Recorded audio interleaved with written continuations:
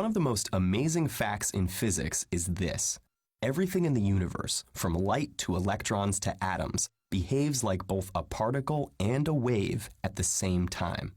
All of the other weird stuff you might have heard about quantum physics, Schrodinger's cat, God playing dice, spooky action at a distance, all of it follows directly from the fact that everything has both particle and wave nature. This might sound crazy. If you look around, you'll see waves in water and particles of rock, and they're nothing alike.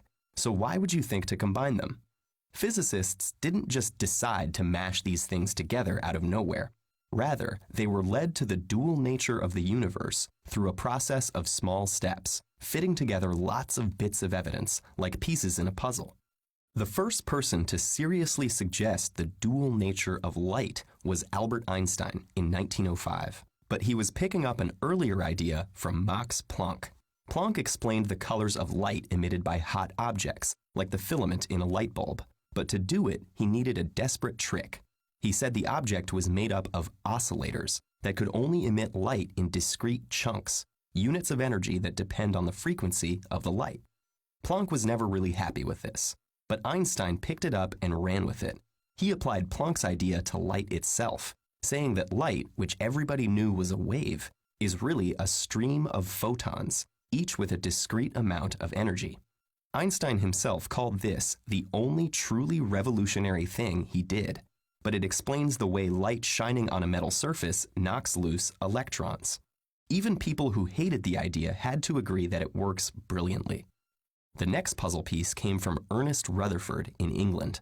In 1909, Ernest Marsden and Hans Geiger, working for Rutherford, shot alpha particles at gold atoms and were stunned to find that some bounced straight backwards.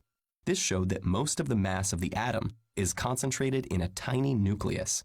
The cartoon atom you learn in grade school, with electrons orbiting like a miniature solar system, that's Rutherford's. There's one little problem with Rutherford's atom. It can't work. Classical physics tells us that an electron whipping around in a circle emits light, and we use this all the time to generate radio waves and X-rays.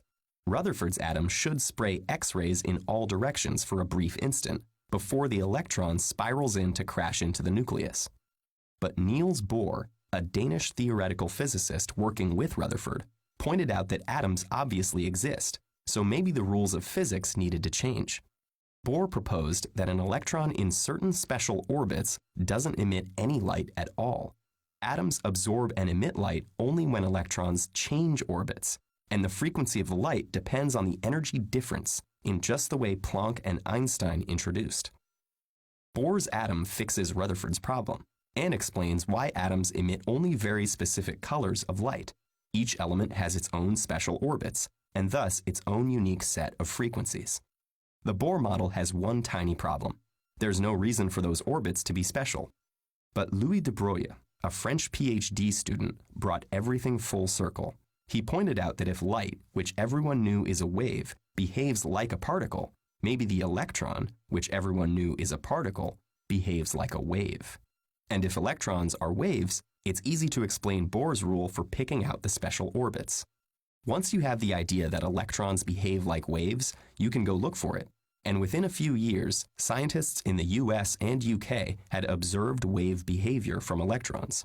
These days, we have a wonderfully clear demonstration of this, shooting single electrons at a barrier with slits cut in it. Each electron is detected at a specific place at a specific time, like a particle. But when you repeat the experiment many times, all the individual electrons trace out a pattern of stripes, characteristic of wave behavior.